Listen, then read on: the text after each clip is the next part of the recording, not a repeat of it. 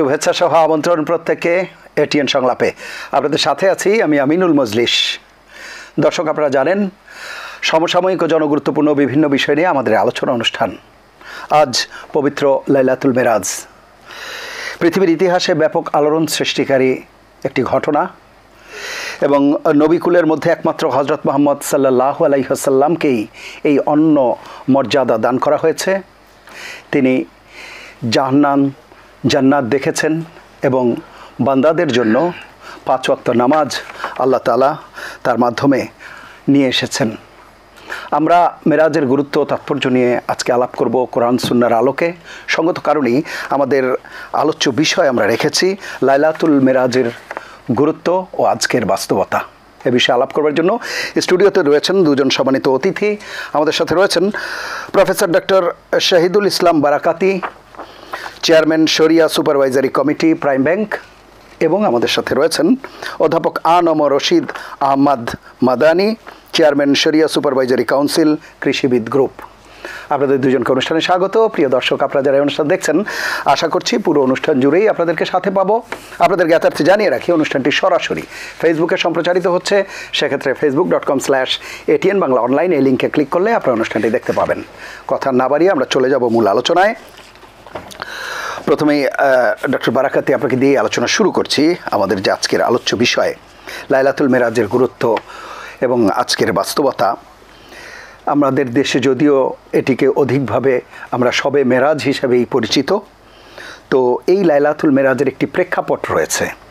নবী করিম সাল্লাল্লাহু আলাইহি ওয়াসাল্লামকে কীভাবে কোন সময়ে নিয়ে যাওয়া হলো, কোথা থেকে নিয়ে যাওয়া হলো, এবং সেই সিদরাতুল মুনতাহা থেকে শুরু করে কোন কোন জায়গায় কিভাবে পরিদর্শন করা হলো, সার্বিকভাবে বিষয়গুলো নিয়ে আপনার আলোচনা শুনব। ইন্নাল হামদুলিল্লাহি কুল্লাহ ওয়াসসালাতু ওয়াসসালামু আলা রাসূলিল্লাহ আল্লাযী লা নাবিয়্যা বাদা ওয়া আলা আলিহি ওয়া সাহবিহি আম্মা বাদ। আপনাকে ধন্যবাদ।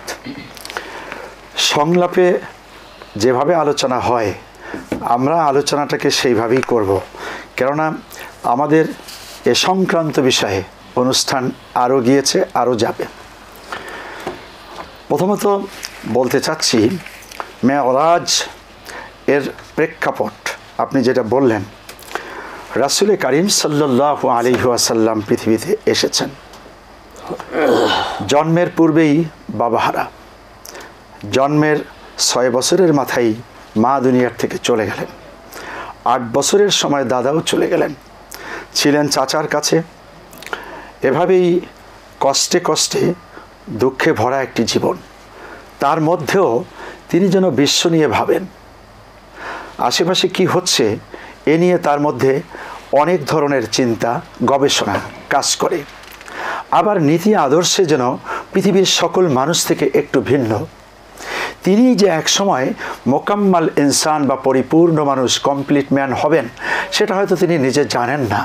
কিন্তু আপনি যে বললেন বাস্তবতা, এই বাস্তবতায় এক সময় বিশ্বলোক জেনেছে যে শিশুটি পৃথিবীতে এসেছে, ওই শিশুটি এক সময় মহামানব, এবং ধুলির ধরায় যত লোক পৃথিবীতে এসেছে তার ওই মর্যাদার ধারে কাছেও কেউ পৌঁছতে পারবে না। এবং যত মুজিজা হয়েছে রাসূল কারীম সাল্লাল্লাহু আলাইহি ওয়াসাল্লামের মেরাজের ধারে কাছেও কোনোটা পৌঁছতে পারেনি, কেননা যা হয়েছিল সবটাই বিশ্বলোকে। আর রাসূল কারীম সাল্লাল্লাহু আলাইহি ওয়াসাল্লাম বাইতুল্লাহ থেকে মসজিদে আকসা, সেখান থেকে একটি একটি করে 7টি আকাশ, বাইতুল মামুরে ইমামতি, সিদরাতুল মুনতাহা, আল্লাহ সুবহানাহু তাআলার সাথে কথাবার্তা। আপনি বলেছেন বেহেশত দেখেছেন, দোজখ দেখেছেন। এই যে বিশ্বলোক পরিমণ্ডল ভ্রমণ করাবার জন্য যে প্রেক্ষাপটটি ছিল, সেই প্রেক্ষাপট হলো তিলে তিলে যিনি আঘাত প্রতিঘাত, অনেক ভাবনা, অনেক গবেষণা, এরপরে তিনি এগিয়ে চলছেন সামনের দিকে। 25 বছর বয়সে বিবাহশাদী হলো। এরপরে তিনি আরও গবেষণায় চলে গেলেন হেরার গুহায়। 40-এ তিনি নবুয়ত প্রাপ্ত হলেন। আসলো তার উপরে নানা ধরনের বাধা, বিঘ্নতা, আঘাত, যেটাকে কেন্দ্র করে সূরা লাহাব নাজিল হয়েছে, এই বিষয়ে আমরা জানি। পরবর্তীতে আল্লাহর হাবিব সাল্লাল্লাহু আলাইহি ওয়াসাল্লাম নিজেও শারীরিকভাবে আক্রান্ত হলেন বিভিন্ন স্থানে। বিশেষ করে তায়েফের ব্যাপারটি উল্লেখযোগ্য। আল্লাহর হাবিব সাল্লাল্লাহু আলাইহি ওয়াসাল্লামের স্ত্রী দুনিয়ার থেকে চলে গেলেন, যার কাছে তিনি দুঃখ ভারাক্রান্ত হৃদয়ে আসলে পরে একটা বা দুইটা সান্ত্বনার বাণী শোনার পরেই আল্লাহর হাবিব সাল্লাল্লাহু আলাইহি ওয়াসাল্লাম সারাদিনের দুঃখ কষ্ট ক্লান্তি ভুলে যেতেন। তিনিও চলে গেলেন, চাচাও চলে গেলেন, এবং আল্লাহ পাক তাকে সন্তান দিয়েছিলেন, পুত্র সন্তান, তারাও চলে গেছেন। আল্লাহর হাবিব সাল্লাল্লাহু আলাইহি ওয়াসাল্লাম এত সব ভারাক্রান্ত হৃদয়ের মধ্যে যখন দিনাতিপাত করছেন, আবার দাওয়াত চালিয়ে যাচ্ছেন, সেরকম একটি মুহূর্তে রাসূল কারীম সাল্লাল্লাহু আলাইহি ওয়াসাল্লাম 52 বছর বয়সে তার ফুফু আম্মা উম্মে হানির ঘরে ঘুমিয়েছিলেন। জিবরিল আমিন, মিকাইল আলাইহিমাসসালাম দুইজন এসে সেখান থেকে তাকে ধরে জমজমের পাশে নিয়ে আসেন। এরপরে তার এই বক্ষ বিদীর্ণ করা হয়, ভিতর থেকে কিছু বিষয় কিছু বস্তু ফেলে দেওয়া হয়, আবার কিছু বস্তুকে ধৌত করে রেখে দেওয়া হয়। এরপরে আল্লাহর হাবিব সাল্লাল্লাহু আলাইহি ওয়াসাল্লামকে বোরাকে আরোহণ করানো হয়। এখান থেকে তিনি চলে যান মসজিদে আকসায়। এই জায়গা থেকে যে কথাটি আল্লাহ পাক সূরা বনী ইসরাঈলে প্রথম দিকেই বলে রেখেছেন, বিসমিল্লাহির রহমানির রহিম, সুবহানাল্লাযী আসরা বিআবদিহি লাইলাম মিনাল মাসজিদিল হারামি ইলাল মাসজিদিল আকসাল্লাযী বারাকনা হাওলাহু লিনুরিয়াহু মিন আয়াতিনা ইন্নাহু হুয়াস সামিউল বাসীর। সুমহান সত্তা আল্লাহ সুবহানাহু তাআলার পবিত্রতা জ্ঞাপন করছি, যিনি তার বান্দা মানি মুহাম্মদুর রাসূলুল্লাহ সাল্লাল্লাহু আলাইহি ওয়াসাল্লামকে রাতের আধারে ভ্রমণ করালেন মসজিদে হারাম থেকে মসজিদে আকসা পর্যন্ত, তার মানে বাইতুল্লাহ থেকে বাইতুল মাকদাস পর্যন্ত। এরপরে যে বিষয়টি সংঘটিত হয়েছে তা হলো ঊর্ধ্ব জগতে। এই ঊর্ধ্ব জগতে সিঁড়ি বেয়ে বেয়ে উঠা, এটা হলো মেরাজ। তাহলে এখানে মেরাজ শব্দটি তো ফার্সি শব্দ। জি, না না, এটা আরবি শব্দ। আর এর অর্থ, এটার অর্থ হলো ঊর্ধ্ব জগতে আরোহণ করার জন্য সিঁড়ি, বাহন। জি, তো এইভাবে রাসূল সাল্লাল্লাহু আলাইহি ওয়াসাল্লাম ঊর্ধ্ব জগতে যান।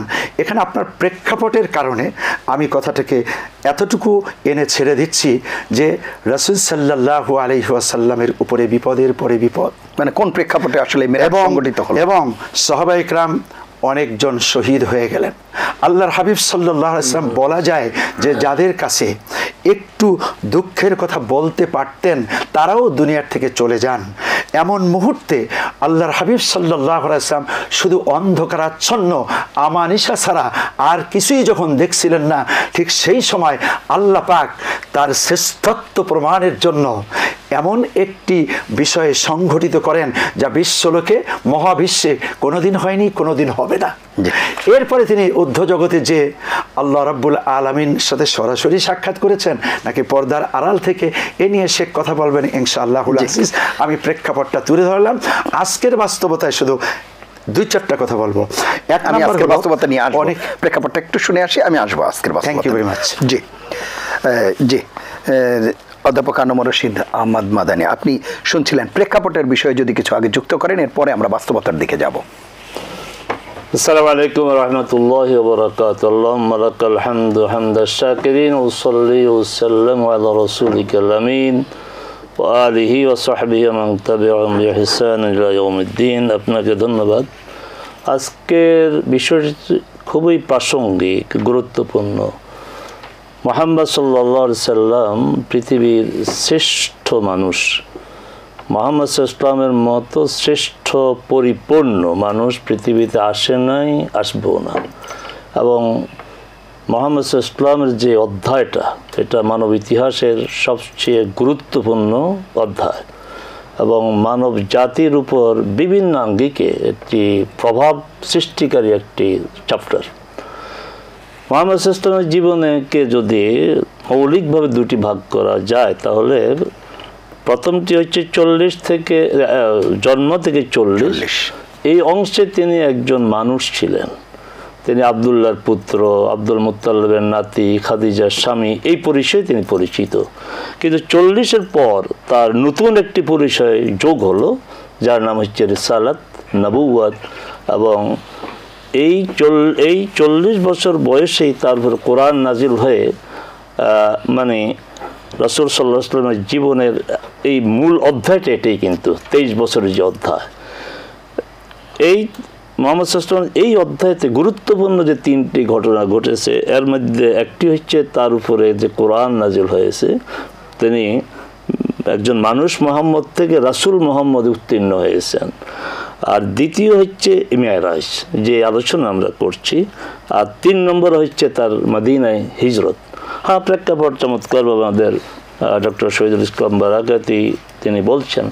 আসলে মূল কথা যেটা উনি যা বলতে চেয়েছেন তার সার কথা হচ্ছে যে রাসূল সাল্লাল্লাহু আলাইহি সাল্লাম তায়েফে গেলেন একটা বুক ভরা আশা নিয়ে, যে আমার মক্কাবাসী আমার এই দাওয়াতকে গ্রহণ করছে না, অত্যাচার করছে, নির্যাতন করছে আমার উপর, আমার সাথীদের উপর। এই অত্যাচার যেই পর্যায়ে গিয়েছে, এখানে আর আশা করা যায় না। তো তাইফে গেলেন, সেখানে তিনি না আশানুরূপ ফল তিনি পেলেন না। এদিক থেকে যে আবু তালেব আর তার চাচা, তিনি ছিলেন একটা প্রাচীরের মতো, বাইরে যত অত্যাচার নির্যাতন হতো তিনি মুহাম্মদ সাল্লাল্লাহু আলাইহি সাল্লামকে সঙ্গ দিয়েছেন, সহযোগিতা করেছেন, এই অত্যাচার নির্যাতন থেকে বাধা দেওয়ার চেষ্টা করেছেন। আর ভিতরে ছিলেন খাদিজা রাদিয়াল্লাহু তাআলা আনহা, একজন অকৃত্রিম, আপনার শুধু স্ত্রী না, অকৃত্রিম বন্ধু ছিলেন। তার যে কোনো বিপদে তিনি সাহস যোগাতেন। যেমন হেরা থেকে আসার পরে রাসূল বললেন যে আমি আমার জীবন নিয়ে শঙ্কা করছি, খাশিতু আলা নাফসি, তখন তিনি আল্লাহি মা ইউযিকাল্লাহু আবাদা, না না, হতে পারে না, আমি আল্লাহর শপথ করে দৃঢ়তার সাথে বলছি আপনাকে আল্লাহ কোনো সমস্যায় ফেলতে পারেন না, আপনি এই করেন, এই করেন, এই করেন। তো এই যে একজন স্ত্রী হিসাবে যে সাপোর্টটা তিনি দিলেন, দেখা গেল যে একই বছর কয়েক আপনার মানে 1 মাসের ব্যবধানে বা আরও কম, যে চাচাও মারা গেলেন, খাদিজাও মারা গেলেন। এই বছরটিকে বলা হয় আমুল হুজন, শোকের বছর। তো এখন আল্লাহ সুবহানাহু ওয়া তাআলা তার বান্দাকে একটা মানে ম্যাক্সিমাম যে আপনার সহনশীল ক্ষমতাটা, এটা তো তিনি এই পরীক্ষা উত্তীর্ণ হয়েছেন। এখন আল্লাহ সুবহানাহু ওয়া তাআলার এই তার অনুগ্রহ, তার করুণা, যে না, আমার এই বান্দাকে আমার কাছে নিয়ে আসা দরকার, কারণ এরপরেই আপনার হিজরত হবে। হিজরত হচ্ছে নতুন একটা ডাইমেনশনে চলে যাবে ইসলাম। ইসলাম এতদিন আপনার নির্যাতিত, অত্যাচারিত, অবহেলিত, কিন্তু ইসলাম এখন মদিনায় যাওয়ার পরে ইসলাম শাসন করবে, শাসনের আসরে পৌঁছবে। আর সেই শাসন ব্যবস্থার প্রধান ব্যক্তি, প্রধান নির্বাহী হবেন মুহাম্মদ সাল্লাল্লাহু আলাইহি সাল্লাম। এই প্রেক্ষাপটে আল্লাহ সুবহানাহু ওয়া তাআলা তাকে ডেকে নিলেন। এবং এটা 2টা চ্যাপ্টার, যেটা আপনার আমাদের আলোচনায় আসা দরকার। আমরা মেরাজের সাথে পরিচিত, কিন্তু ইসরার সাথে পরিচিত না। ইসরা এবং মেরাজ দুটা মিলেই এই পুরো ঘটনাটা। ইসরা হচ্ছে মসজিদে হারাম থেকে মসজিদ আকসা পর্যন্ত জমিনের সফর, ল্যান্ড টু ল্যান্ড। আর মসজিদ আকসা থেকে যে ধাপে ধাপে ধাপে 7ম আকাশের উপরে এমন পর্যায়ে গিয়েছেন, জিবরিল আলাইহিস সালাম বললেন যে আমার থেকে আর আমি যেতে পারবো না, আমার এখানে শেষ, এরপর আমি যেতে পারবো না। রাসূল সাল্লাল্লাহু আলাইহি ওয়াসাল্লাম, বুখারীর হাদিস, যে আমাকে এতটা উপরে উঠিয়েছে, লা ইয়ালামুহু ইল্লাল্লাহ, যে উচ্চতাটা আল্লাহ ছাড়া কেউ জানে না। এখানে আমাদের একটা কথা প্রসঙ্গক্রমে আসে প্রয়োজন। আমাদের মসজিদের মিম্বারগুলোতে, ওয়াজের মঞ্চগুলোতে, আমাদের এই যে ভাতৃপ্রতিম যে সমস্ত চ্যানেল আছে, আজকে অনেক আলোচনায় আসবে যে তিনি আরশে গিয়েছেন। না, এই কথাটা সত্য না।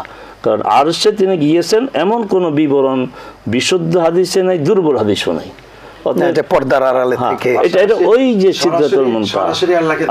এরপর সরাসরি আল্লাহকে দেখেছেন। এটা আমরা এক পর্যায়ে আসবো, মেরাজকে কেন্দ্র করে যে সমস্ত ভ্রান্তিগুলো, এগুলি আমরা ভিন্ন ভাবে আপনি আশা করে নিয়ে আসবেন। এই তাশাহুদের বিষয়, আল্লাহকে দেখার বিষয়, তো এই হচ্ছে টোটাল আপনার প্রেক্ষিতটা। এখন আজকের প্রেক্ষিতে আপনার বলবো যে মেরাজ রাসূলুল্লাহ সাল্লাল্লাহু আলাইহি সাল্লাম এমন একটা পর্যায়ে মেরাজ হয়েছে যে আল্লাহর দ্বীনের জন্য একজন মানবীয় সীমাবদ্ধ আপনার শক্তি, আপনার সোর্স ব্যবহার যতটুকু করা যায় এতটুকু আমাদের করতে হবে।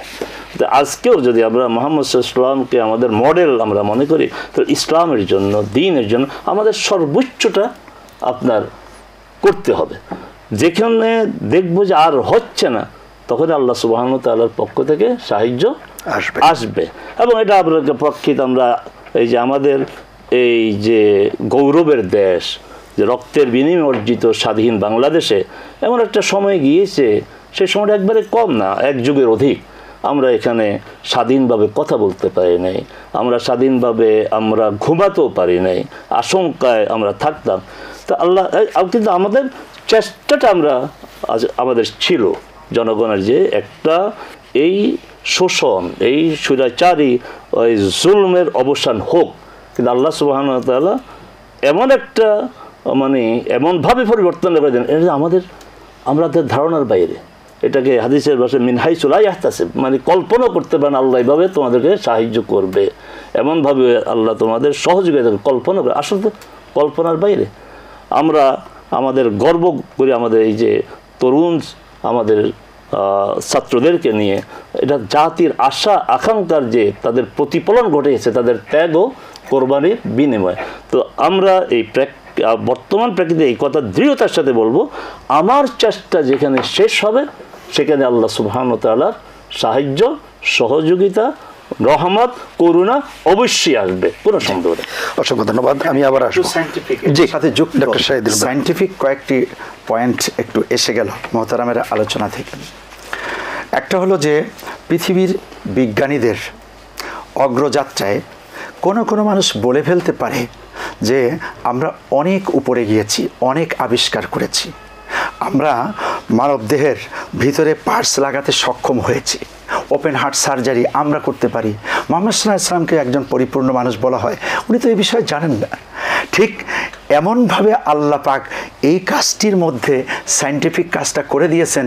রাসূল নিজে বলেছেন যে মা জাগাল বাসারু আমা তাগা, মানে আল্লাহর পক্ষ থেকে কথাটা, রাসূলের দৃষ্টিশক্তি বিভ্রান্ত হয়নি বা একটুও তিনি অন্য কিছু দেখেননি, স্বচক্ষে এমনটি তিনি দেখেছেন। এক নাম্বার কথা। দুই নাম্বার হলো যাতে করে মেডিকেল সায়েন্স এখানে এসে রাসূলকে একটু হলেও নিচু করতে দুঃসাহস দেখাবে সেটা না পারে। দুই নাম্বার হলো এমন একটি ঊর্ধ্বজগতে গিয়েছেন, বিজ্ঞানীরা যতই যেতে থাকবে রাসূল করিম সাল্লাল্লাহু আলাইহি ওয়াসাল্লামের পায়ের নিচেই তাদের থাকতে হবে। তিন নাম্বার হলো তার শ্রেষ্ঠ মর্যাদা, এই মর্যাদার যে আসনটি তিনি পেয়েছেন, এটা পৃথিবীর মানুষ যতভাবেই কুরানোর চেষ্টা করুক না কেন, রাসূলের এই সক্ষমতা অথবা এই যোগ্যতার ধারে কাছে কেউ কোনোদিন পৌঁছতে পারবে না। Thank you. জি, যে বিভ্রান্তিগুলোর কথা আমরা আলোচনা করছিলাম, যে আজকের সময় এসে নানা রকম বিভ্রান্তি এই লাইলাতুল মেরাজ বা শবে মেরাজ সম্পর্কে হয়, সেগুলো যদি একটু উল্লেখ করেন। আচ্ছা, শুকরান জাযাকুমুল্লাহ। তার মানে হলো এখানে আমি ওই জায়গাটা চলে যেতে চাই। কিছু বন্ধুগণ ওয়াজে অহরহ বলেন যে মিরাজের 14 দফা, এই দফা বলে তারা আসলে রাজনৈতিক দফার মতো মিরাজেরও দফা বানিয়ে ফেলেছে। রাজনৈতিক 7 দফা, 13 দফা, 39 দফা, এগুলো যেমন কর্মসূচি দিয়ে দিয়ে আন্দোলন করা হয়, মিরাজের 14 দফা। দলিল কি? দলিল হলো সূরা বনী ইসরাঈলের মধ্যে কতগুলো আদেশ নিষেধ বিশ্ব মানবতার হেদায়েতের জন্য আল্লাহ পাক দিয়েছেন, আর সেই আদেশ নিষেধকে ওনারা দফা বানিয়ে ফেলেছেন। আচ্ছা, এখানে প্রথমত বলবো বিনয়ের সাথে, যারা এটাকে দফা বলেন, মেহেরবানি করে আপনারা এই কথাটাকে উদ্র করবেন। অন্য কিছুর সাথে মিরাজের তুলনা নেই, অতএব দফা বানিয়ে তুলনার কাছে যাওয়াটা নিষেধ করব। 2 নাম্বার হলো এই কথাগুলো মেরাজ কেন্দ্রিক না। আচ্ছা, এটা হলো বিশ্ব লোকের হেদায়েতের জন্য আল্লাহ রাব্বুল আলামিন কোরআন যেমন নাজিল করেছেন, কোরআনের মধ্যে আদেশ নিষেধ অনেক জায়গায় আছে, এখানেও অনুরূপ আছে।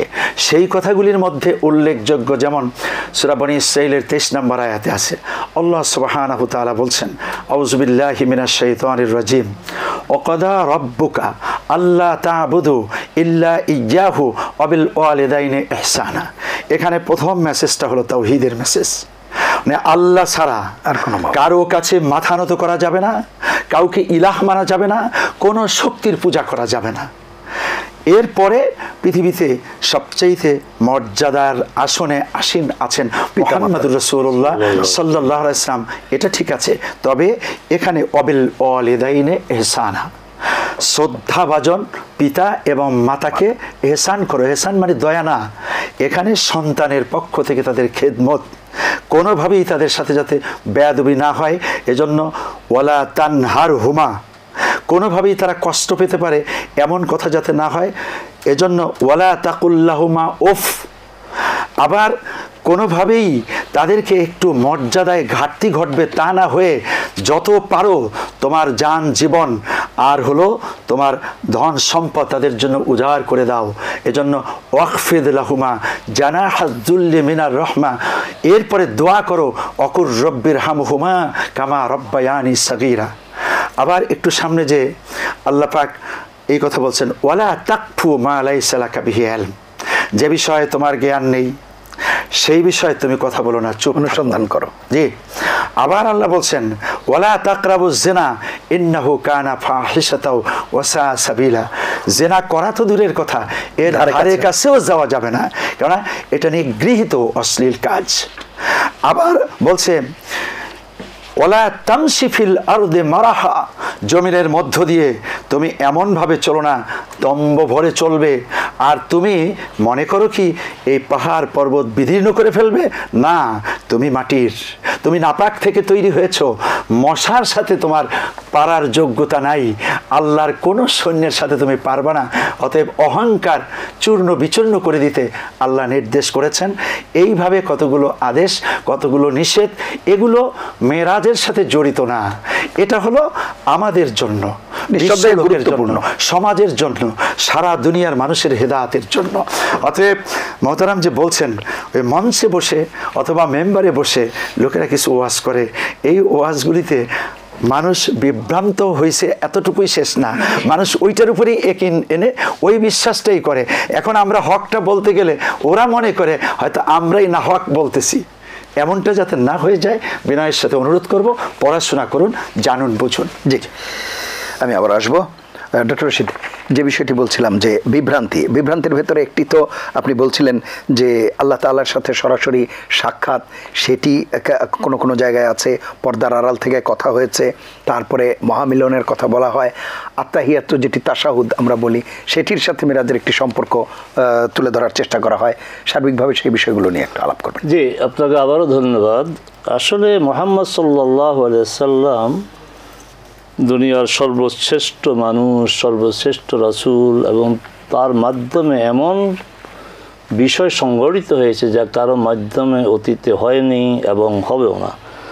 আর এই সব ক্ষেত্রে আপনার নানা আঙ্গিকে একটু বাড়াবাড়ি হয়, পৃথিবীর মহামানব যারা তাদেরকে কেন্দ্র করেই বাড়াবাড়িটা বেশি হয়।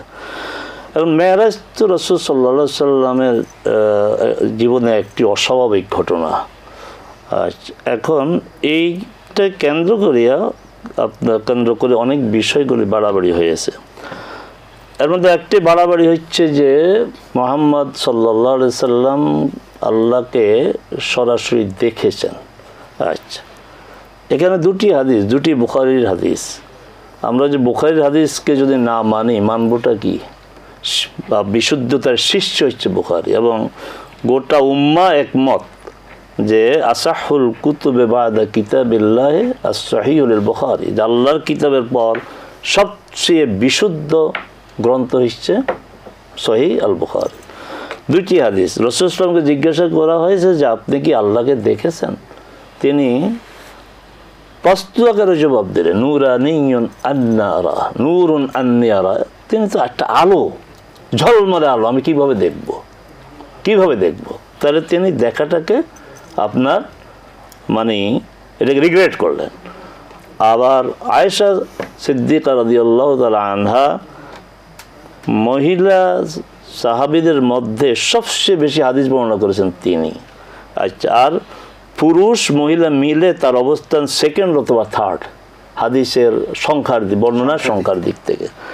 তিনি বলছেন যে মান হাদ্দাসাকা আন্না মুহাম্মাদান রাআ রাব্বাহু ফাকাদ কাযাব, যে ব্যক্তি তোমাকে বলবে, যে ব্যক্তি বলুক, যদি বলে যে মুহাম্মদ তার রবকে দেখেছে, তোমার সাথে মিথ্যা কথা বলেছে।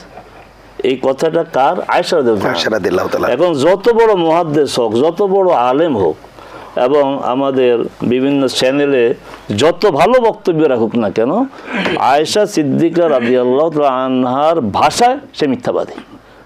কারণ যেই বলবে সেই কি? মিথ্যাবাদী। তো আয়েশা রাদিয়াল্লাহু আনহার সময় যেই বলেছে আল্লাহ মুহাম্মদ সাল্লাল্লাহু আলাইহি ওয়াসাল্লাম আল্লাহকে দেখেছেন, সেই মিথ্যা কথা বলেছে। তারপরে যে বলবে সেই মিথ্যা। আজকে যারা বলবে তারাও ডাহা মিথ্যা কথা বলতেছে, কিয়ামত পর্যন্ত এই কথা বলবে সে মিথ্যা বলবে। এক। দ্বিতীয় হচ্ছে, তাহলে কথাটা কীভাবে হলো? এটা আছে মিন ওয়ারাইল হিজাব, পর্দার আড়াল থেকে। আপনার সাথে আমার মনে করেন যে আমি যদি আপনার বাসায় গিয়ে ভাবির সাথে কথা বলি, উনি পর্দানসীন, আমার সামনে আসলো না, তিনি দরজার আড়াল থেকে, পর্দার আড়াল থেকে কথা বললো, তাহলে এটা আমি তো বলতে পারবো ভাবির সাথে আমার কথা হয়েছে। কথা হওয়ার জন্য তো একদম আপনার ফেস টু ফেস, মুখে মুখে দেখা তো কোনো প্রয়োজন নাই। আমি আপনার সাথে টেলিফোনে কথা বলি, আমি তো এই কথা বলতেই পারি যে আমিনুল মজলিস সাহেবের সাথে আমার কথা হয়েছে, কিন্তু অথচ আপনি হয়তো দেশের বাইরে কোনো এক দেশ, আর আমি এখানে, কিন্তু বলতে পারি না যে আপনার সাথে কথা হয়েছে। তো কথা হওয়ার জন্য তো মুখোমুখি আপনার হওয়া জরুরি না। আরেকটি কথা বলে, এবং আমি বিনয়ের সাথে, সম্মানের সাথে বলবো যে অনেক বড় বড় আলেমরা এই কথা বলেন যে রাসূল সাল্লাল্লাহু আলাইহি ওয়াসাল্লামের সাথে আল্লাহ যে কথোপকথন হয়েছে, রাসূল সাল্লাম অভিবাদন জানিয়েছেন আত্তাহিয়াতু লিল্লাহি ওয়াসসালাওয়াতু ওয়াত-তাইয়্যিবাতু বলে, আল্লাহ আবার জবাব দিয়েছেন আসসালামু আলাইকা আইয়ুহান নবী। ডাহা মিথ্যা কথা, ভিত্তিহীন কথা, এই ধরনের কোনো কথাই হয় নাই, এই ধরনের কোনো কথাই হয় না। এটাও আপনার একটা আল্লাহর রসুলের নামে মিথ্যা। আর আল্লাহর রসুলের নামে মিথ্যা কিন্তু ভয়াবহ একটা আপনার পরিণতির কথা রাসূল নিজে বলেছেন যে মান কাযাবা আলাইয়া মুতাআম্মিদান ফালিয়াতাবাওয়া মাকআদাহু মিনান নার, যে আমার ব্যাপারে কোনো মিথ্যা বলবে, মানে আমি বলি নাই অথচ বলা হচ্ছে আমি বলেছি, আমি করি নাই বলা হচ্ছে আমি করেছি, তো যে এই কাজটা করবে সে যেন জাহান্নামে তার ঠিকানা বানিয়ে নেয়। আচ্ছা, তাহলে এই যে ভয়াবহ পরিণতির কথা বলার পরও আপনার এগুলি চলছে। আচ্ছা, আরেকটি বিষয় হচ্ছে আজকে মেরাজ রজনী।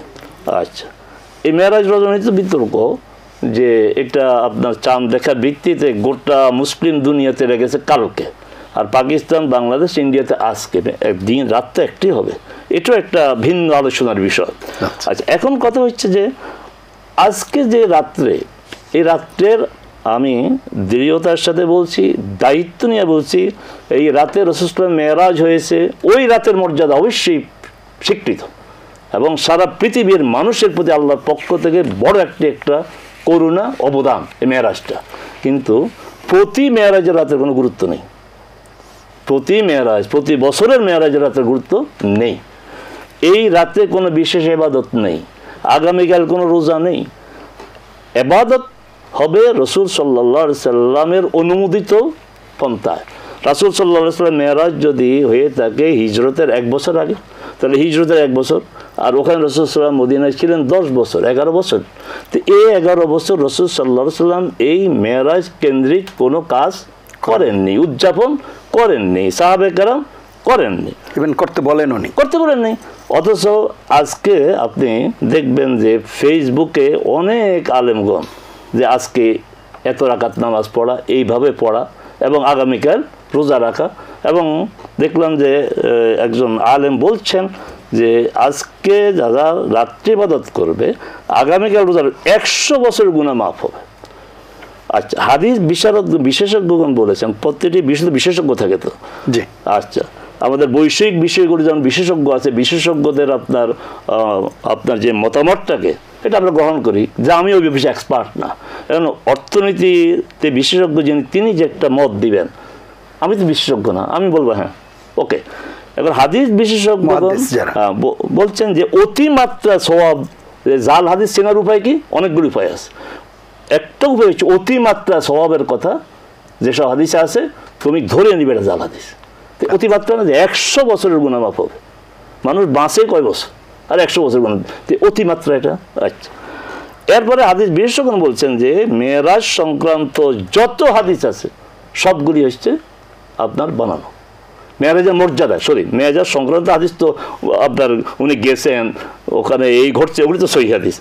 মেরাজের মর্যাদা যে এই আমল করলে এই সোয়াব, রোজা রাখলে এইসব সবগুলি হাদিস হচ্ছে জাল হাদিস। অথচ আজকে কথাগুলি বলা হবে এত রাকাত নামাজ। আবার রসুল সাল্লা সাল্লাম রমজানের বাইরে যে সিয়ামগুলো এগুলো নির্দিষ্ট করে দিয়েছেন। সেটা হচ্ছে শাওয়ালের 6 রোজা, তারপরে আরাফা দিবসের রোজা, আশুরার 2টা বা 1টা রোজা, প্রতি সোম বৃহস্পতিবার রোজা, তারপর চাঁদের 3 দিন। এর বাইরে ওই আজকাল তো আমরা দেখেছি যে 12ই রবিউল আউয়াল রোজা রাখে না। রাসূল সাল্লাল্লাহু আলাইহি সাল্লাম যা করেছেন, যা করতে বলেছেন, এর বাইরে যা করা হবে এগুলির নাম হচ্ছে বেদাত। আর রাসূল সাল্লাল্লাহু আলাইহি ওয়াসাল্লাম সুস্পষ্ট ভাষায় বলেছেন যে কুল্লু বিদআতিন দালালা, আমার নির্দেশনার বাইরে যা কিছু করবে ইবাদতের নামে এগুলি ভ্রান্তি, বিভ্রান্তি। আর শুধু এখানে শেষ না, বিভ্রান্তি না, অকুল্লু দালালাতিন ফিন্নার, আর সকল ভ্রান্তির শেষ পরিণতি হচ্ছে জাহান্নাম। অতএব আমাদের খুব সতর্ক হইতে হবে, সাবধান হতে হবে। আমাদেরকে যে প্রোগ্রাম রাসূল সাল্লাল্লাহু আলাইহি ওয়াসাল্লাম দিয়ে গিয়েছেন ইবাদতের ক্ষেত্রে, যে রুটিন দিয়ে গেছেন, আমরা ওগুলি ঠিক মতো করি না, নিজেদের মন মতো করে ইবাদত আবিষ্কার করে সেগুলি আমরা করার চেষ্টা করি। আল্লাহ সুবহানাহু ওয়া তাআলা আমাদেরকে এই ভ্রান্তি থেকে বেরিয়ে আসার তৌফিক দেন। জি, ডক্টর শহীদুল ইসলাম বারাকাতি, আর একটি বিষয়, যে সওয়াবের কথা বলা হচ্ছে বা যে ফজিলতের কথা বলা হচ্ছে, হাদিসে যদি সেটি নাও হয়ে থাকে, অনেকে যেটি বলে আর কি, দর্শকদের সুবিধার্থে আপনি বিষয়টি ব্যাখ্যা করবেন, যে যেহেতু এটি আমল এবং এটি একটি ভালো কাজ, সুতরাং করতেই পারে, এটি একটি বলা, যেতে তো ক্ষতি নেই, হয়তো আমল হচ্ছে তার, সেটি একটি বিষয়, তাতে কেন বাধা দেয়া হচ্ছে বা তাতে এটি বলা হয়ে থাকে। এক, দ্বিতীয়ত যেটি হাদিস জয়ীফের কথা বলা হয়, সেখানেও বলা হয় যে হাদিস বর্ণনাকারী যে তার বিশ্বাসযোগ্যতায় হয়তো সমস্যা থাকতে পারে, কিন্তু ঘটনাটি আসলে সঠিক।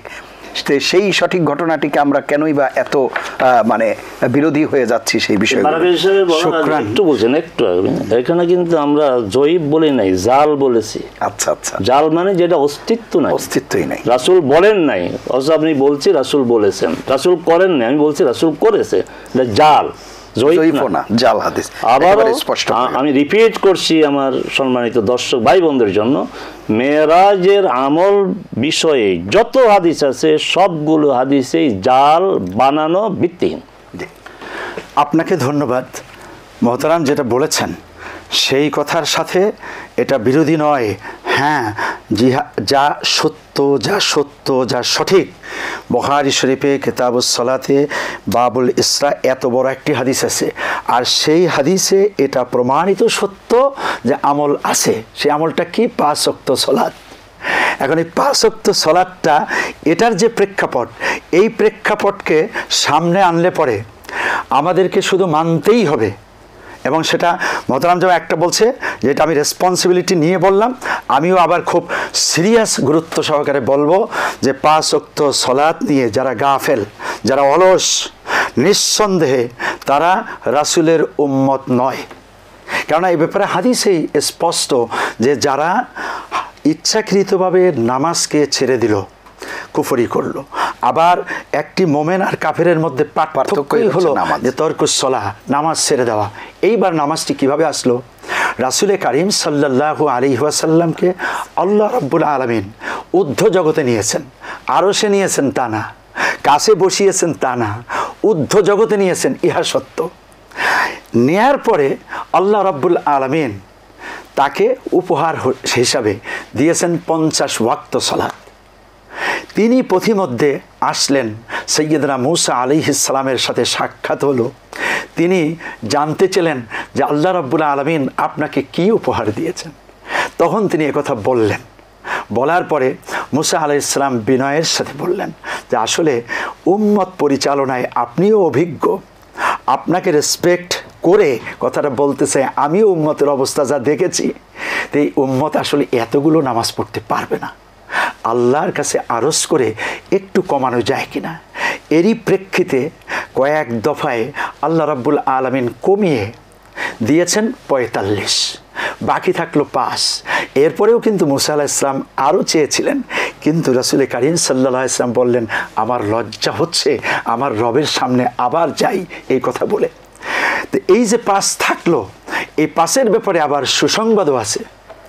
৫ ওয়াক্ত যারা সঠিক সুন্দরভাবে পড়বে, বিশুদ্ধভাবে সময় মতো পড়বে, জামাতের সাথে পড়বে, যারা মসজিদে যেয়ে পড়বে, ঠিক এই ৫ ওয়াক্তের মধ্যে কষ্ট কম, কিন্তু আল্লাহ ফলাফল দিবেন সেই ৫০-এর। তার মানেটা কি? যে আল্লাহ এত বড় একটা উপহার দিয়েছেন গোটা উম্মতের জন্য, কিয়ামত পর্যন্ত এই উপহার আমাদের সকলের জন্য আছে। এনেছেন মুহাম্মদুর রাসূলুল্লাহ সাল্লাল্লাহু আলাইহি ওয়াসাল্লাম, দিয়েছেন আল্লাহ রাব্বুল আলামিন। আর আজকে যেখানে ৫ ওয়াক্ত পড়লেই ৫০-এর সওয়াব পাওয়া যাবে, সেই ৫ ওয়াক্ত পড়ে না, ৩ ওয়াক্ত পরে, ২ ওয়াক্ত পরে, আর এক দল আছে টোটাল পড়েই না। নিঃসন্দেহে তারা পাপী পাপী পাপী। কেন? মহতারাম যেমন বলছেন এগুলো করা যাবে না, আবার এটা করতেই হবে। এটার মধ্যে এত বড় গুরুত্ব, রাসূল সাল্লাল্লাহু আলাইহি ওয়াসাল্লাম মৃত্যুর আগে বললেন আসসালাত আসসালাত আসসালাত। কোরআনে কারিমে যত ইবাদতের কথা আছে, এত বেশি কোনো ইবাদতের কথা বলা হয়নি। ৮২ বার তো আদেশ, ১১৩ জায়গায় উল্লেখ, এত তাকিদ আর কোনো নামাজের কোনো ইবাদতের ব্যাপারে হয়নি। অতএব এই যত ফজিলত বলেন সব ফজিলত আছে নামাজের মধ্যে, যত ধরনের গুরুত্ব বলেন সব আছে নামাজের মধ্যে, যত তাৎপর্য বলেন সব আছে নামাজের মধ্যে। এবার আপনি যদি দর্শন তত্ত্ব নিয়ে কথা বলেন, তখন আসবে যে আসলে মিরাজের দার্শনিক বিষয়টা কি। জি, দার্শনিক বিষয়ে আসবো, একটু শুনে আসি। ডক্টর রশিদ, নামাজের যে গুরুত্ব, সেই জায়গায় যেটি বলছিলাম যে নফল ইবাদতে সমস্যা, অনেকেই বলে যেটি যে নফল ইবাদত করার তাগিদ দেওয়া হয়েছে, নফল ইবাদত করলে সমস্যাটা কোথায়? জি, এটা একটা গুরুত্বপূর্ণ বিষয়। শহীদ সাহেব তো ভালো আলোচনা করেন, তো দীর্ঘ আলোচনা করে মূল পয়েন্টে তিনিও তো মানে আমি পয়েন্টে ঢুকবার আগে ওইটা কিন্তু মূল বিষয়। মূল বিষয় হচ্ছে যে এটা আপনি যথার্থ বলেছেন, আমাদের সমাজে একটা প্রবণতা কাজ করে এবং আমাদের অনেক আলেমও বলেন সমস্যা কি, এটা করলে সমস্যা কি, এটাই বড় সমস্যা। এই সমস্যা কি প্রশ্ন করা যাবে না, কারণ আল্লাহ রসুল সাল্লাল্লাহু আলাইহি সাল্লাম একবারই আপনার চোখে আপনার আটকে ফেলেছেন, চকে বেঁধে দিয়েছেন। সেটা হচ্ছে আচ্ছা, এখন যদি আপনার ফজরের সালাতের আগে 2 রাকাত সুন্নত, বাট এখন আমি যদি মনে করি এখনো সময় আছে এবং চারদিকে কত নিস্তব্ধ, আপনার নির্মল বাতাস, আমার শরীরটা ভালো, পড়ি না আরও 2 রাকাত, পড়ি না আরও 2 রাকাত, এটা কি আপনি বলবেন যে সমস্যা কি পড়তে? পড়া যাবে কি? পড়া যাবে না। কেন? রাসূল 2 রাকাত ঠিক করে ফেলেছেন, অতএব এটা পড়া যাবে না। সাজদার মর্যাদা এত বেশি যে আল্লাহ সুবহানাহু ওয়া তাআলা সূরা আলাক, যে সূরা আলাকের 5 আয়াত প্রথম নাযিল হয়েছে, সর্বশেষ আয়াত হচ্ছে ওয়াসজুদ ওয়াক্তারিব, সিজদা দাও আর আমার নিকটবর্তী হয়ে যাও। এসছে মর্যাদার আপনার ইবাদত আর কি হতে পারে? রাসূল সাল্লাল্লাহু আলাইহি ওয়াসাল্লাম বলেন আকরাবু মা ইয়াকুনুল আবদু মিন রাব্বি ওয়া হুয়া সাজিদ, বান্দা তার রবের সবচেয়ে কাছে চলে যায় যখন সে সিজদা অবনত হয়। এখন 2টা সিজদা দেওয়ার পরে আমার এই হাদিস আর ওই কোরআন একটা মনে হল, এরে এত মর্যাদার, আরেকটা সিজদা দিয়ে দেই, দেওয়া যাবে কি? যদি বলে অসুবিধা কি? অসুবিধা এটাই রাসূল 2টেই সিজদা ঠিক করে দিয়েছেন। অসুবিধা এটাই রাসূল সুন্নাত ফজরের 2 রাকাতে কি ঠিক করে দিয়েছেন। অতএব এর বাইরে যাওয়া যাবে। হ্যাঁ, আপনি স্বাভাবিকভাবে নফল সালাত আদায় করেন, সমস্যা নাই।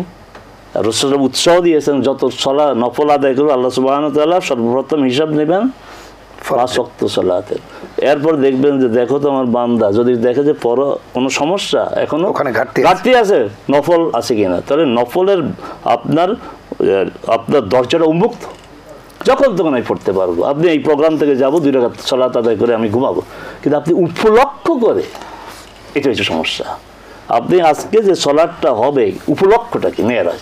তো মেরাজ উপলক্ষ করে তো রাসূল সাল্লাল্লাহু আলাইহি ওয়াসাল্লাম আপনার নামাজ ঠিক করে নাই।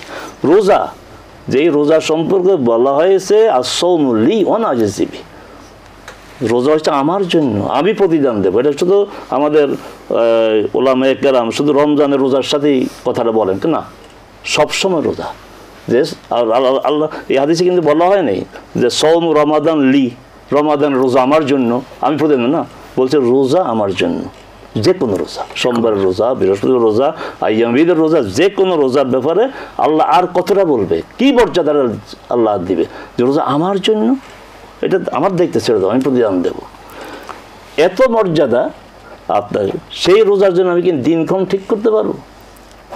হ্যাঁ, আমি কিছুদিন আগে আপনার আমাদের যে পতিত সরকার, পতিত দল, তারা সিদ্ধান্ত নিয়েছে যে আগামী জুমার দিন আমরা রোজা রাখবো।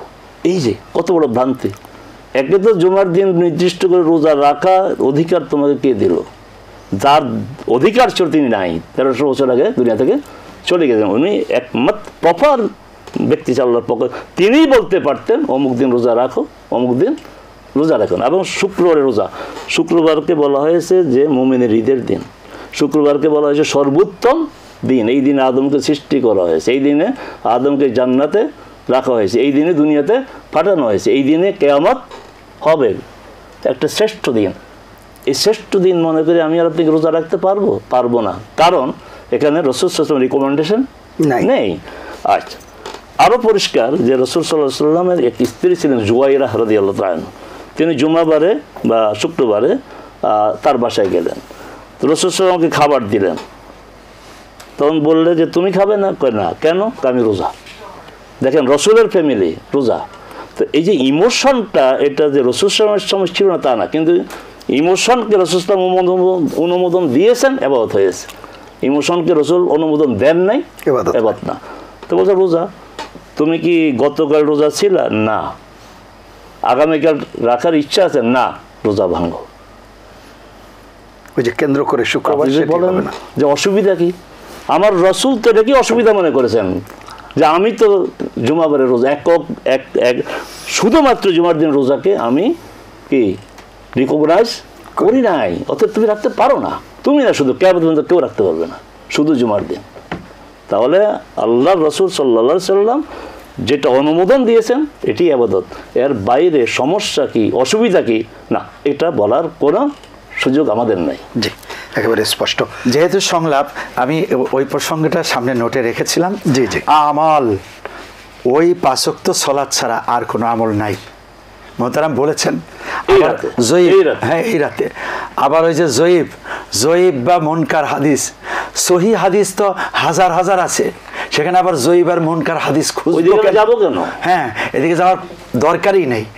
কোরআন যেখানে বিদ্যমান সেখানে আমরা এই দুর্বল হাদিসের পিছনে দৌড়াতে এরপরে সহি হাদিস আর ভালোই লাগে না, কোরআনও ভালো লাগে না, কোরআনের তাফসির হইলে হেঁটে চলে যায়। আর ওই জয়ীব হাদিস হলে সুবহানাল্লাহ জোরে জোরে বলে। এই সমস্ত একটু সংযোগ, এই যে মানে ফেসবুকে সুবহানাল্লাহ বলার আপনার কারোরই কথা বলছি, ইউটিউবে ফেসবুকে একটু অসত্য মিথ্যা একটা কথা বলে, এই আমল করো এই আমল করো, আর সুবহানাল্লাহ আসছে, এটা বুঝে না যে একটা মিথ্যা কথার উপরে সুবহানাল্লাহ বলা তো গুনাহের কাজ। একটা মিথ্যা কথা আমি শুনলাম, সুবহানাল্লাহ বললাম, যিনি মিথ্যা কথা তারও গুনাহ হবে যে সুবহানাল্লাহ বললো। এখন যদি বলেন হ্যাঁ সুবহানাল্লাহ বলার গুনাহের কাজ বললেন, ভুল ব্যাখ্যা হইতে পারে, কিন্তু ওই মিথ্যা কথা শুনে সুবহানাল্লাহ বলে এটা কি সওয়াবের কাজ হবে? বলে না, কিন্তু আমজনতা যারা আছে তাদের তো যাচাই করবার সুযোগ থাকে না। যাচাই কেন করবে না? সবাই তারা না, এটা আপনার সম্মানের সাথে বলছি, আপনি বাজারে গিয়ে যাচাই করতে পারেন, আপনার জান্নাত জাহান্নাম পরকালের জন্য যাচাই করবেন না, এই প্রশ্ন যে আল্লাহ করে কি জবাব দেবো আমরা? তো তুমি তো বাজারে যা যাচাই করো, এই দোকান বলছে এটা ভালো, আরেকজন আমারটা ভালো, তুমি তো 3 দোকান থেকে কিনো না, 1 দোকান থেকে কিনো, তো এটা তুমি যাচাই করতে পারলে না, তোমার জান্নাত জাহান্নামের বিষয়টা তুমি যাচাই করবে না, তখন আমরা কি জবাব দেবো? আচ্ছা, আজকে আমি দেখলাম যে এক ভদ্রলোক বলতেছেন আজকে এত রাকাত নামাজ, দুরুদ, এতবার সুবহানাল্লাহ ইত্যাদি ইত্যাদি, এবং ওই যে বললাম 100 বছরের গুনাহ মাফ হবে, এমন একটা আপনার কিতাবের রেফারেন্স দিলেন, এটার নাম হচ্ছে ফাজাইলুল আওকাত, ইমাম বাইহাকির। এই নামে একটা কিতাব যে আছে, আজকে আমি প্রথম শুনলাম, আমি যখন ছাত্র এই জগতের একজন, এখন আমি নিজকে ছাত্র মনে করি। আচ্ছা, তারপরে সার্চ দিয়ে দিলাম, হ্যাঁ অন্তত এটুকুনি সত্য বলেছেন আছে, কিন্তু ফাইকারি হারে মুহাদ্দিসরা বলছেন এটা আপনার দুর্বল, এটা মুনকার, অস্বীকার, প্রত্যাখ্যানযোগ্য। আর কি বলবে মুনকার শব্দ, উনি মুহাদ্দিস মানুষ, মুনকার প্রত্যাখ্যানযোগ্য, এটা যারও বলেন এটা প্রত্যাখ্যানযোগ্য। সেই প্রত্যাখ্যানযোগ্য একটা হাদিসকে এনে আপনি মানুষকে এইভাবে বলছেন, আর মানুষ সুবহানাল্লাহ বলতেছে, যত লোক সুবহানাল্লাহ বলে আপনার মিথ্যার উপরে, তত ওটা গুনাহ তো আপনারও হবে। অতএব বিনয়ের সাথে বলবো আপনার এবার হলো যে হ্যাঁ, আমার আলোচনা চলতেছিল, জি জি, মোহতারাম সুবহানাল্লাহ নিয়ে আরেক কিছু সংযোজন করে দিয়েছেন। সেটা হলো যে একটা কথা লিখিত বই বের হয়েছে বাজারে, বিজ্ঞান ভিত্তিক মেরাজ। এই কথাটাকে যদি আমরা এইভাবে নিয়ে আসি সামনে, যে বিজ্ঞান যেটা বলবে সেটার উপরে ভিত্তি করে মেরাজটা প্রতিষ্ঠিত হবে, এমন একটি কথাও কিন্তু মারাত্মক অপরাধ, প্রশ্নই আসে না। মেরাজ রাসূল কারীম সাল্লাল্লাহু আলাইহি ওয়াসাল্লাম জাগ্রত অবস্থাতে বাইতুল্লাহ থেকে মসজিদে আকসা পর্যন্ত গিয়েছেন, সেখান থেকে ঊর্ধ্বজগতে গিয়েছেন, এবং আকাশ ইলা সামায়ে দুনিয়া, দুনিয়ার আকাশের কাছে যেয়ে জিবরিল আমিন বললেন, আসসালামু আলাইকুম ইফতাহিল বাব, দরজা খুলো। তার মানে কি, কথা হয়েছে কারো না কারোর সাথে। মান আনতা, আনা জিবরাইল, আমি জিবরাইল। হাল মাকা আহাদুন, তোমার সাথে কি অন্য কেউ আছে? নাম মাই মুহাম্মাদুর রাসূলুল্লাহ সাল্লাল্লাহু আলাইহি ওয়াসাল্লাম। ফুতিহাল বাব আলাউনা আলা সামাঈদ দুনিয়া, বুখারী শরীফের হাদিস। তার মানে হলো এইভাবে কথা বলে বলে যে একটা একটা করে দরজা খোলা হয়েছে এবং ঊর্ধ্বজগতে যাওয়া হলো। রাসূল কারীম সাল্লাল্লাহু আলাইহি ওয়াসাল্লাম প্রত্যেকটি ঘাটিতে এই কথাগুলো শুনেছেন, দেখেছেন, তিনি জাগ্রত। অতএব কেউ যদি বলে যে বিজ্ঞান বা জ্ঞান দ্বারা যদি এটা প্রতিষ্ঠিত হয়, তাহলেই আমরা মেরাজকে স্বীকার করব, না হয় করব না, তাহলে এমন মানুষটিও ভ্রান্তির ভিতরে আছে, বিভ্রান্তির ভিতরে আছে, বিভ্রান্তির ভিতরে। এটা চক্ষু বন্ধ করে মেনে নিতে হবে।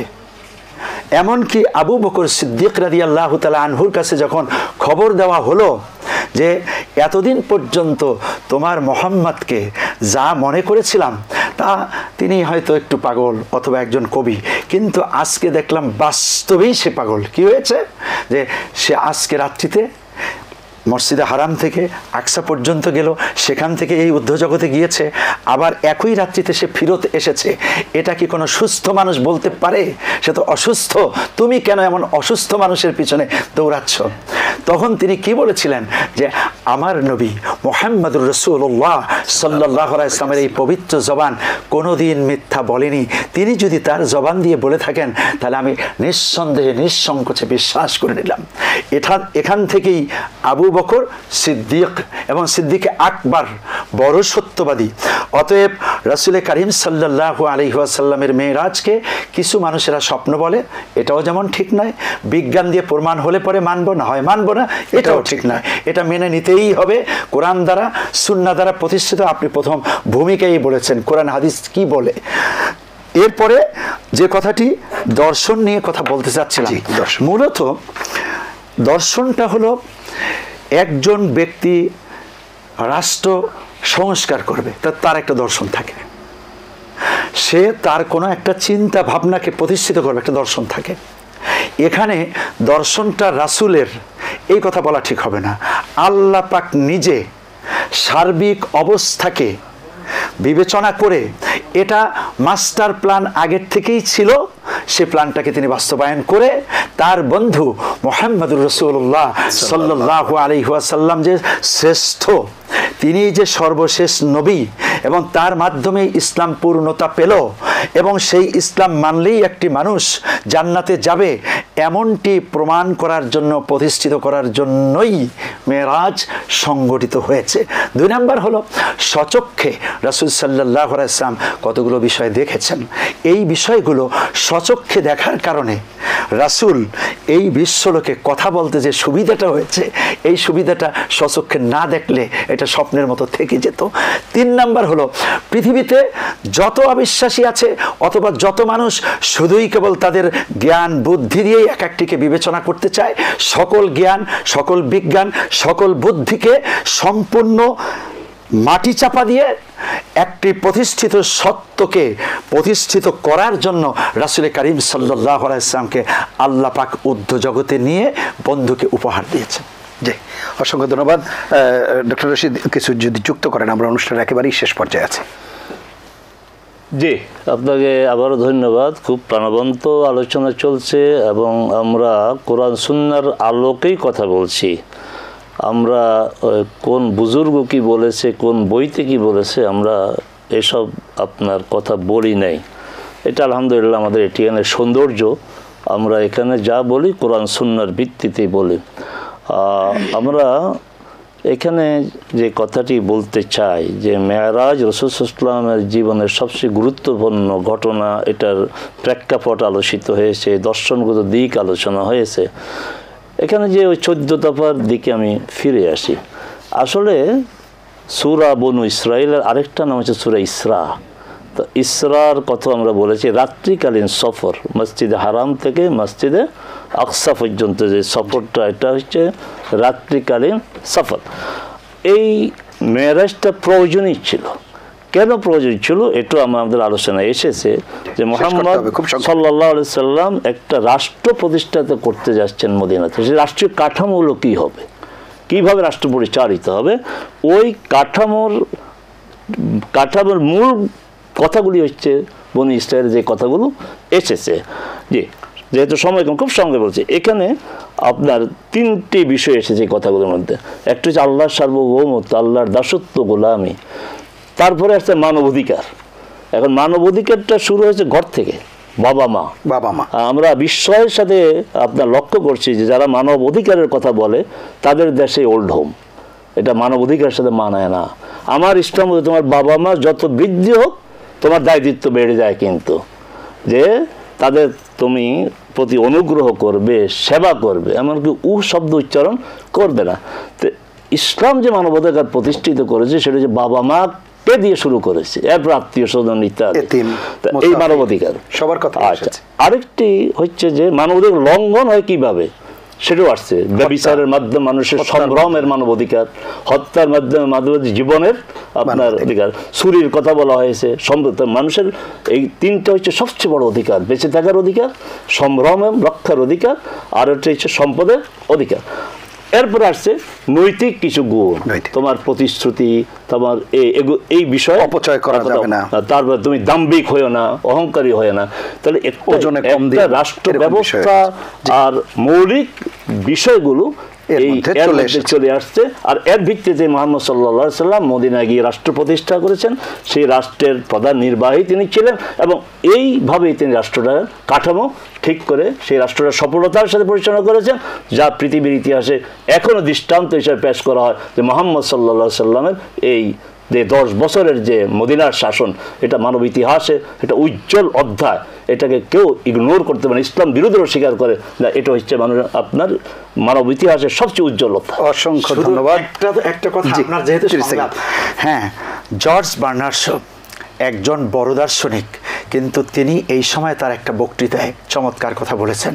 রক্তাক্ত এই পৃথিবী, ঝঞ্ঝা বিক্ষুব্ধ এই পৃথিবী, অশান্ত এই পৃথিবীতে আজও যদি তোমরা শান্তি পেতে চাও, তাহলে মুসলমানদের নবী মুহাম্মদুর রাসূলুল্লাহ সাল্লাল্লাহু আলাইহি ওয়াসাল্লামের আদর্শের কাছে চলে যাও। অসংখ্য ধন্যবাদ আপনাদের দুজন কৌশল অংশ নেওয়ার জন্য। প্রিয় দর্শক, এই ছিল আজকের এটিএন সংলাপ।